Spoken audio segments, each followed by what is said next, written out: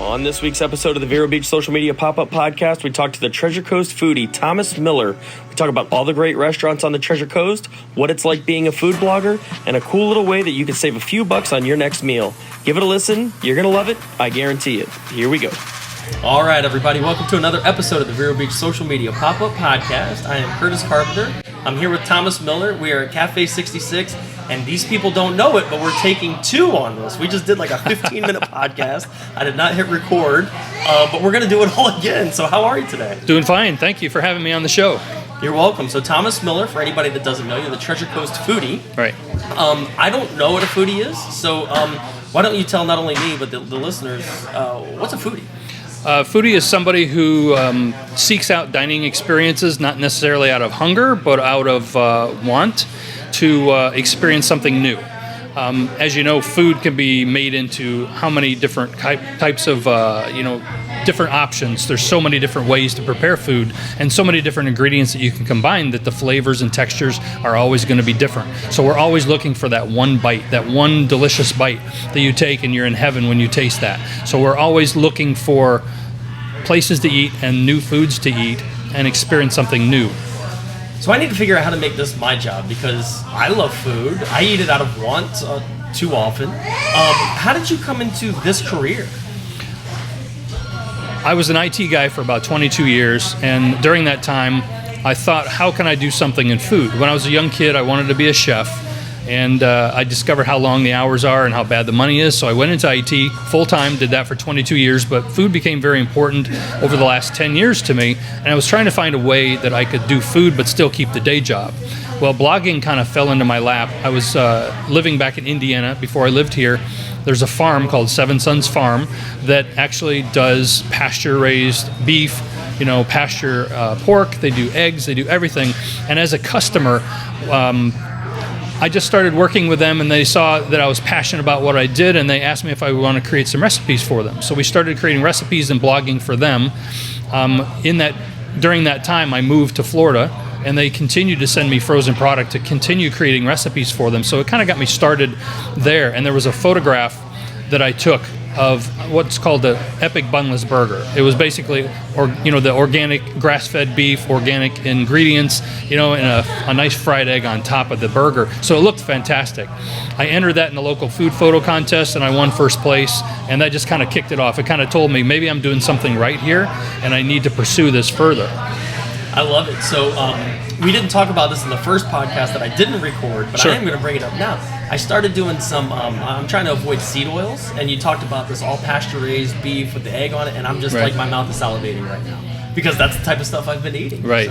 So when you do this stuff, do you look for certain particular types of food? Are you a seafood aficionado or barbecue or certain meats or salad? Is there a certain type of food you're looking for? As a foodie, we love all types of food. I mean, there is one food that I would consider my kryptonite, and a lot of my readers already know what that is before I even say it, but broccoli. It is green like kryptonite, so it is my kryptonite. Now you do have to cook it thoroughly and then cover it with some kind of a sauce, and I can eat it. But just to eat steamed broccoli without anything on it other than butter and salt and pepper, there's no way. So I was going to ask, you can't be a picky eater and be a foodie, I imagine. Not really, no. Okay. So you visit these restaurants, you write these blogs. Where can people find the blog? It's on my website, treasurecoastfoodie.com, and also it gets shared on my Facebook page, the Treasure Coast Foodie and Savor Club. Okay, great. So let's talk a little bit about Savor Us. I mean, we're going to go back to Treasure Coast Foodie. We're going to talk a lot about that, but you Sure. said Savor, and that Sure. triggered me. So Savor Us is a business that you own where you do a lot of digital stuff for restaurants? Correct. Savor Us LLC is my primary business. I do digital services for restaurants that includes social media content creation, promotion. I also build, host, and maintain websites for a lot of restaurants around town. Cafe 66, we're here. They're one of my clients. It's fantastic. So again, thank you, Lacey and Dan, for letting us do this here. They're amazing. We eat breakfast here every Friday morning. I love this place. Tammy's always my waitress, and we walk in and they're like, hey, how's it going? I mean, they're like the friendliest people here. So yeah, Savers. I want to make sure you got that plug before we moved on. So back to Treasure Coast Foodie. You do a couple of different events, and one is the Golden Fork Award? Correct.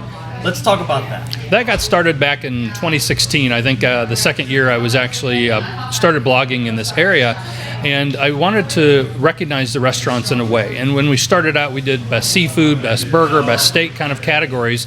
But I thought as time went on, I'm going to have 2 seafood dishes that I need to have, to honor a restaurant for. So having one category for best seafood really didn't make sense. So the awards kind of morphed into the top 10 best things I've tasted over the last year, and I pick a chef of the year and a restaurant of the year. So for quite a few years, that was actually just an article that was, digital on my website. And then I started thinking, why don't we bring this into an event where people can attend and taste the food from all these different restaurants in one night? They're tasting food from my top picks. I think a lot of people in this area trust my opinion on what and where to eat. I've got a reputation about knowing what and where to eat. So I thought, what a great idea, bring all these together in one evening and let people come and taste it all at once. And so is there an award? Is that just an event, or are there awards and judges in that event now? Now that people are there trying it all, do they get to decide which one they like the best? Prior to this year, 2019 was the first year I did that, and it was just honoring the 12 restaurants that I picked as the best. But this year we actually took it up a notch, and we brought in a panel of 3 judges, and the 3 judges tasted the dishes that were served on the night of the Golden Forks, and they narrowed it down to the top 4. Those top 4 actually moved on to an event 2 weeks later called the Treasure Coast Masterchef Competition. So I gave the chefs a $10 per plate budget. They had to come up with a Masterchef worthy dish, and then they came to the Elks Lodge, which is where we hosted that event, and they had to create their Masterchef worthy dish and serve it to our guests. The same judges that judged at the Golden Forks were also back for that one. So they were judging the top MasterChef dishes, and we did have a People's Choice Award category, so everybody there dining that night got an opportunity to vote for their favorite as well. And so we are shooting this, I don't know, today is like March 8th or 9th. When was this? When was the... February 8th was the Golden Forks, and then February 22nd, so we're just fresh out of those. 22nd was the MasterChef event. So what were the best dishes? From the Golden Forks or from the MasterChef? From the MasterChef. The MasterChef, there was 4 restaurants involved. Armani's Cucina ended up in 4th place. Okay. We had the Wave Kitchen and Bar from Costa de Este, who came in 3rd. Cobalt came in 2nd place, and then Cafe 66 right here came in 1st place. And I swear on my life, I did not set that up. Like we're shooting here, I did not know that they got first. That's hilarious. And they also got People's Choice on the night of the MasterChef event. So that is hilarious. They've won a lot of awards. And let me go back to the Golden Forks real quick. They also were one of the top winning restaurants at that one. So between the 2 events, they won probably 5 different awards. That is, I mean, I'm sorry, I'm laughing. Like, that is hilarious to me. That, no, it's like, great. This is where we're filming, and all of a sudden, like, they won all these awards. I had no clue. Absolutely. That's amazing. And again, Lacey and Dan, they're tremendous, and obviously, so is their food. So, and maybe this isn't fair to all the restaurants in Vero or the Treasure Coast that you've tried, but do you have a favorite restaurant? Are we sitting at it? Or if you I eat here frequently. Yeah, if you don't want to answer, I get it. As a foodie, there's so many different foods that I like, and they're located at so many different restaurants.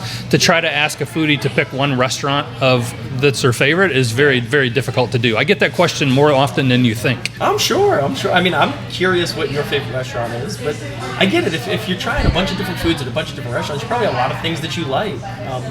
Might be difficult to pick your favorite. Right. So let's talk a little bit. You have another thing that you do. Actually, before I go into that, I do want to bring something up. So you did the event where you had the 4 restaurants and you had $10 per plate. Did you video that at all? We did not video that. No. That would be really cool, I think, to get on, because my wife watches this stuff with Guy Fieri, and like, right. Hey, you got 17 cents and 3 ingredients, and you got to make something, and all of a sudden these guys make like these 5-star dishes. Right. That'd be really neat. I don't know, just a suggestion. We're looking for sponsors for next year's event. Okay. So if any business is interested, they can contact us, and we can get them more information as time gets closer to the event. But we're always looking for sponsorship. We partnered with the Source Ministries as our charity for this event, so we were able to give them a check. I think it was $836.56. So we presented that to them yesterday after the event. So it was great to be able to support them and the work that they do in this community. So we're always looking for sponsors. These events are expensive, terribly expensive. Lots of work, lots of time. So it's very important to have sponsors to help offset those costs. Yeah, I love it. I think we need to sponsor somehow. So I'd love to have you. Yeah, absolutely. We'll figure all that out. I like the concept. I like the idea. The reason why I brought up the video is because I want to talk about another thing that you do that is on video called Holy Grail. Holy Grail Foods? Holy Grail Eats. Holy Grail Eats. I apologize. No worries. Holy Grail Eats. There's one season out. Correct. All right, let's talk about it. How you find it? What are you doing? I want to hear about this. It was a concept in the back of my head for a long time. I never thought it would actually get produced. I've been writing for Visit Indian River County, the local Chamber of Commerce tourism site, for about the past year and a half, almost 2 years now, I think this June. And I pitched the idea to them, and they loved the idea, and they said, let's fund it, let's film it. So I got busy on that. It's the first time I've ever done anything behind the, in front of the camera. I've always been behind the camera. So I had to prepare myself to be like a Guy Fieri type of host in front of the camera, which was difficult. I was worried that I wouldn't do a good job, but I think I did an okay job. Everybody's told me it looks okay. The restaurant selection was done by crowdsourcing. We actually asked people, what's the best thing you ever ate in this area, in Indian River County? And we narrowed it down to the top 10, and then we filmed the top 6. So going into season 2, we're going to be filming again here in May. We've still got 4 restaurants from that original list that we're going to go to and then film there. And then we're going to look for a couple additional places to include. So we're going to film 3 episodes, 2 restaurants per episode, so we get a total of 6 restaurants. And did you do 3 episodes in the first season? We did. Okay, and where can I find that? I want to watch that. On my YouTube channel, you can find Holy Grail Eats. Just search for that on YouTube, and you can find the 3 episodes. There's a short teaser there that kind of introduces me and the series, and also there's a behind the scenes. Nick Verola of Verola Media actually is the one who filmed that.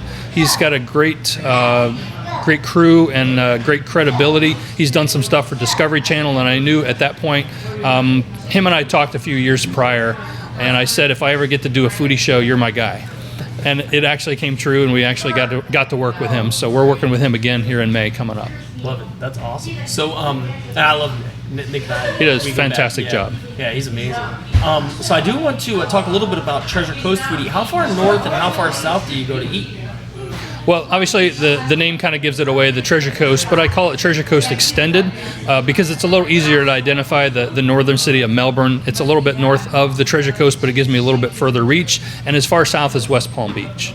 So just a little bit outside the Treasure Coast, but it's a nice northern and southern city that people can identify if I say. If I say like Grant, Valkyrie, not a lot of people are going to know that, or Sebastian is kind of like the north of the Treasure Coast. So it's one of those where it's a nice boundary and a nice large area for me to cover. Perfect. And we were talking before, you said you did like daily, I forget what you called it, but basically you would go and you'd visit 3 or 4 or 5 restaurants in a day and kind of blog about that? Foodie day trip. Foodie day trip. It's one of my newest. I want to go on one of these with you. Can we do this? Yeah, absolutely. All right, I'm in. Yeah. Well, it's take a day or two and we hit a bunch of different restaurants in the same day and kind of go eat a little something, photograph, do some Instagram stories, things of that sort, kind of create some nice social media content. And then, of course, we go back and do an article about it. Yeah, we're definitely signing up to be the guests in that one. However we do. Ashley's over there raising her hand like, I want to be in this. Yeah, so we're definitely in on that. In our first podcast that we didn't record 20 minutes ago, we got to talk a little bit about smoking food, barbecue. Is that your favorite type of food? I know you said, well, we like everything because we're foodies, but right. I guess if you're making food, again, we're sitting here at Cafe 66 with barbecue. Is that kind of your thing, barbecue? Or barbecue is where I excel at when it comes to cooking. Right. I had mentioned that brisket is like the Mount Everest of meats to learn. That's where we found out that we weren't recording. We were in that conversation, and then we didn't get to finish. So I wanted you to actually get to finish that part of the story. So if you cook brisket wrong, it turns out like shoe leather or the elastic in your underpants, and it turns out really bad. My first couple were that way. You'd cut it, and it was stringy. It was horrible. So I eventually learned the right process by reading and watching videos. Of course, we talked about Aaron Franklin, out of Austin, Texas, Franklin Barbecue. He's got a masterclass series, and he did some videos about 5 years ago that talked about brisket and what he does to cook it. So I thought, well, let me start at the hardest one. The rest of them will just fall in line. You kind of learn from the hardest one, and then everything else just kind of falls in with cooking barbecue. So that master class is amazing, by the way. He starts with a pork butt, and again, this is what got me to buy a pellet smoker because Right. I'm not going to get a regular smoker. We talked about this. I'm not going to sit Right. around all day stoking the fire. Turn the dial, let the pellets go in, let the flame go. I'll check on it every hour. So I'll drink the beer. You won't. We Right. talked about that. They didn't get it. But yeah, this master class, it starts with the pork butt, then he goes to ribs, then he teaches you how to make a steak all over like an open flame, which is amazing. And then there's like 3 or 4 episodes on how to cook a brisket. And I was like, how are there 4 episodes on how to cook a brisket? This seems like an incredibly complicated process. So I guess my question to you is, fat side up or fat side down? How do you think? I'm a fat side up kind of guy because Everybody I talk to is fat side up. Because I believe that the fat as it melts kind of helps baste the meat and helps keep it moist during the cooking process. So again, I'm a novice when it comes to, I'm very good at eating food, but I don't know anything about it.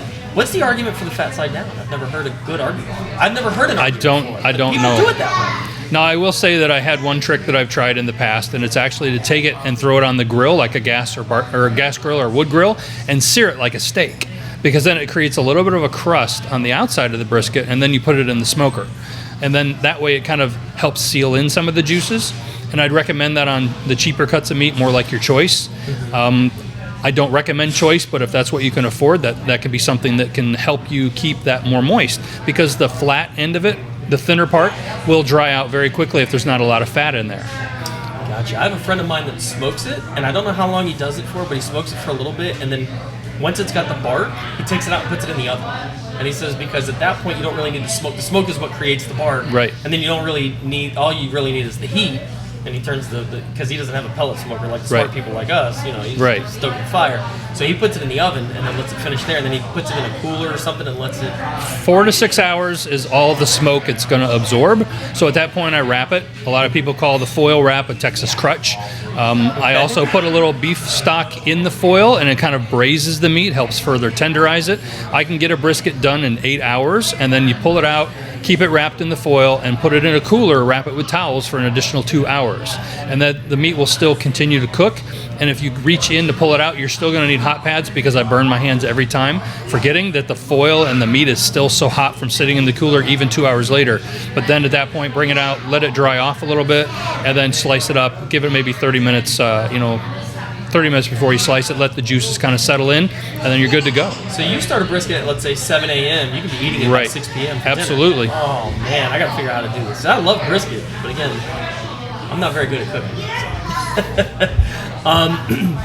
So with Treasure Coast Foodie, you're doing this blogging, you're doing the Savor Us. Do you have any other events or any other things that you do that involve the restaurants? I mean, obviously you're showing up. You let them know that you're coming. Right. Do you have any other events? Anything else that you do with these restaurants? We do monthly foodie meetups.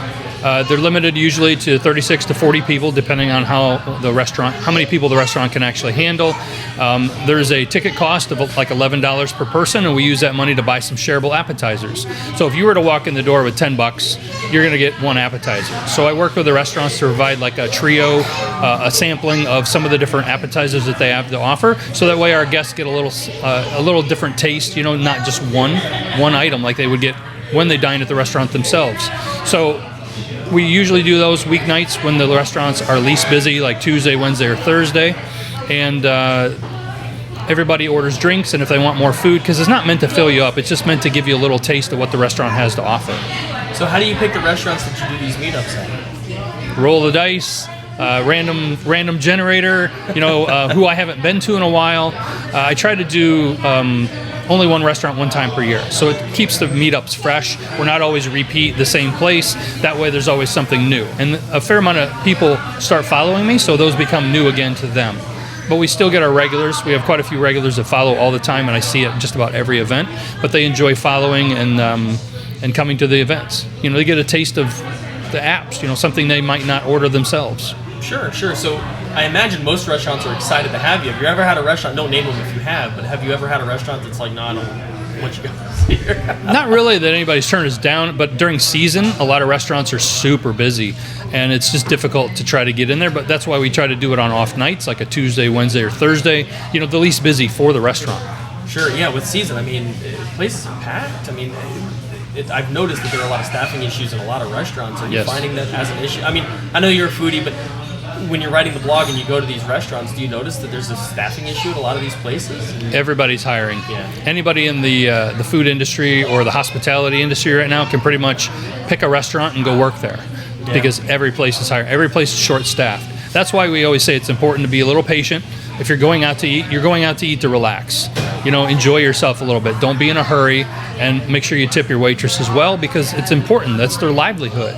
If you know exactly what most restaurants pay them, it's ridiculous. A lot of them rely on the tips for most of their income. So you really need to make sure you're tipping well.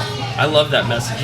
Growing up, my mom was a waitress for a long time, and I remember, it was like, hey, if it was a good night, we were doing well, and if it was a bad night, it was rough, as far as how much money she'd make on tips and all that stuff. So I love the message, and I'm appreciative of that. But so I was just curious if you're running into the same thing, because I'm not going to restaurants as often as you are. I mean, maybe once a week, twice a week, maybe, but I feel like you're in them all the time. How often do you actually eat out? At least once a week with my parents, but then usually at least one other time for a restaurant review or something like that. Working with one of my clients, of course, I'm always taking pictures of food. So my camera roll, if you see that, is like food, cat, food, wife, food, cat, kind of thing. But it's mostly food, so. Gotcha. So how hard is it for you to go out and actually enjoy a meal without working? Are you always kind of thinking that foodie mindset when you're out eating somewhere? Absolutely. It's my job. I mean, the restaurants are where I feel comfortable at, but it's always a work environment for me. Yeah, it's just kind of interesting. I was an X-ray tech for a long time. I'm like, people would always ask, "Oh, what do you think about my arm or this and that?" First of all, I was not a physician, so I was like, I can't tell you anything about your arm. But I'm like, man, I just worked like 12 hours, and now you're gonna bug me about this? Like, I wondered as a foodie if it was your job. Like, we do social media marketing. People ask me all the time about Facebook this, Facebook that. I'm like, oh man, like, can't I just enjoy whatever I'm doing for a second? They always say, where do you want to go to eat for your birthday? I'm like, well, that's a tough decision, because there's so many different places that I like, and being that I am in a restaurant environment or eating out or eating this amazing food all the time, it's not as special as it used to be to go out and dine for your birthday. So we were talking a little bit before the first podcast that we didn't record, and you were talking about the competitive eaters. So what I want to ask you is, for somebody that eats out a lot, you're in decent shape. Like, how do you prevent from getting so big? When I'm doing a review, obviously there's multiple dishes, usually a minimum of 4 different dishes that are served to me to photograph and taste for the article. I need to know how it tastes in order to write a little bit about it. But I'm taking a few bites and putting the rest into to-go containers, and then snacking off of them when I get home. If I'm writing, then I can eat a little bit more, or take another bite and go, oh, that's the way it tasted. Yeah, I remember that now. But I'm pretty good memory-wise to look at a photograph and remember how it tastes. It's just a skill that I've developed over the years. I used to write notes. I'd get paper out and I'd start writing notes down. How did this taste? Different things that would remind me or trigger my memory when I'm writing. I don't do that anymore, because I've got good enough at it that I just know from looking at the picture. Yeah. I was thinking also, before we got on here, I was like, man, what a career. This guy comes out, he tries food, he blogs about it, he writes about it. How difficult would that have been without social media, without technology today? I mean, I guess people did it, but they were more food critics. What kind of career would this have been 40 years ago, 30 years ago? More newspaper-based, of course, print media, which is more difficult, obviously. I mean, you're taking photographs with a film camera at that point. You don't know if it turns out or not. You hope it turns out. With digital cameras, of course, you know instantly if you have a great photo.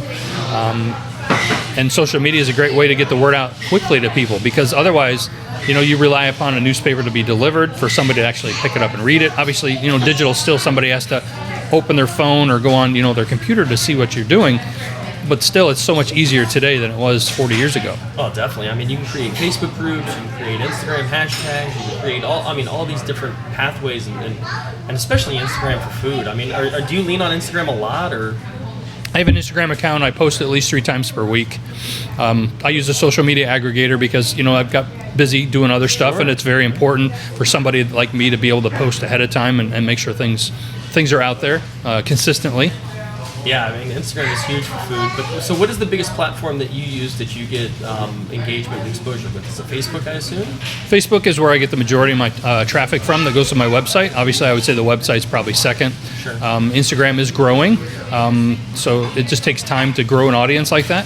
Well, it's funny you say it takes time. We talk to clients all the time. They're like, I want to go viral. I want to get 1 million views right now. It's like, listen, it's not how it works. Like, it's going to take time and effort. Funny story, I post about food on my Instagram all the time. I made a reel of my cat, and it's gotten the highest number of views beyond the food that I posted. It still blows my mind. So it's so funny that you mentioned that. So me and some neighbors, we started a TikTok account. Okay. All big sports fans, called Hall of Fame Yay or Nay. HOF, shameless plug. HOF Yay or Nay on TikTok. And so we do this stuff all the time. We've got 30-something clients. We're constantly posting and this and we do some stupid video that had Jeopardy on in the background and got like 14,500 views or something on it. So I'm like, how dumb is this? The algorithm is definitely broken. Absolutely. So the cat reel got more than all of your food stuff. Yeah, and the car. I did one on my car, and that's the second highest one that actually produced the most views. Right, and we're only talking 4,200 views for the cat, but that's the highest I've gotten. Right, but here you are. I mean, you're an expert on food. I would call you an expert on food, and Sure. You're posting all about this, giving all this valuable information that nobody's watching. Here's something about your cat. Yeah. Social media is goofy, man. I'm telling you. So this is kind of an out there question, but how long can you do this? Like, how many restaurants are there that you can eat at, that you can try, that you can write about? I mean, is it endless? I guess there are plenty of restaurants in the country. Treasure Coast Foodie. How long does this go on for? Well, I started out, of course, in Vero Beach and expanded to the Treasure Coast because Vero Beach, it's kind of a narrow market. There are only so many new restaurants that open up every year, and going back to each restaurant that I've already written about in the past, it's great because menus change, so we're always updating reviews with the different menu items and things. But expanding to the Treasure Coast and beyond is a good thing because now, the plethora of restaurants and new restaurants that open between that Melbourne and West Palm Beach is limitless. So there's so many different places now that are open to me to be able to go to and write about and review. Yeah, it used to be, and it may still be this way, but it was like 90% of restaurants that open close within a year. But now I noticed that a lot of restaurants that are opening over the last year are still open and thriving and doing incredibly well. What do you attribute that to? Do you think that's population? I think it's that our town is so seasonal. A lot of the restaurants that have been here for a long time know how to plan. They get most of their business during season from like January through April, and then the rest of the year they kind of coast with the locals. But they financially plan how to survive those lean times, and I think that's why we didn't lose as many places, because of COVID and because of the higher prices that everybody's paying for food, is that I think they just plan and they know how to better handle those lean times. I said that not necessarily about restaurants, but about businesses in general. The businesses that went out of business during COVID probably weren't great run businesses to begin with, and the ones that stayed afloat were like, okay, well, the strong survive. Right. That's definitely true for restaurants, in my opinion. Right. So anyhow, well, the Treasure Coast Foodie, we've talked about your events, the Golden Forks, we talked about the Holy Grail Eats, we talked about competitive eating and how you stay in shape. We talked about I'm not competitive eating, but we do have... No. Well, you're right, how competitive eaters stay in shape and how a foodie can stay in shape. Yes. We've pretty much, we talked about Savor Us. Right. We do have one additional option that you may be interested in, and it's very important right now, especially with prices of everything going up, gasoline, food costs. Everything's going to be, it's all going to roll downhill at some point with the gas prices up. So we're all going to be paying more for everything. Well, I offer a diners club on my website called Savor Club, SAVOR, Savor Club, and I offer discounts at 80 plus different restaurants, craft breweries, food trucks, and a couple retail stores. The membership costs you $5 per month. It's good for 30 days, and you can save at those different restaurants. Cafe 66 here, for example, since we're here, offers 15% off. So every single time you dine here, if you want to eat here 7 days a week, they will honor that 15% off every single time you dine here. So if you eat out at least one time, you're going to make your money back on that $5 per month you're paying me for the membership. So I eat breakfast here every Friday morning. I have to become a member, so I save my 15%. And then I'll save it at all these other restaurants. Right. Done. How do I become a Savor Club member? TreasureCoastFoodie.com/Savor Club will tell you a little bit more about how it works. We have a mobile app you can download. You log into your account, and then you can search through our list of restaurants. Every restaurant in our list offers some type of a discount. Discounts range from 10 to 50% off, buy one, get one, or free item with purchase. I'll tell you what, your background in IT, I think, has really come in handy with Savor Club. It has. The website's built on WordPress.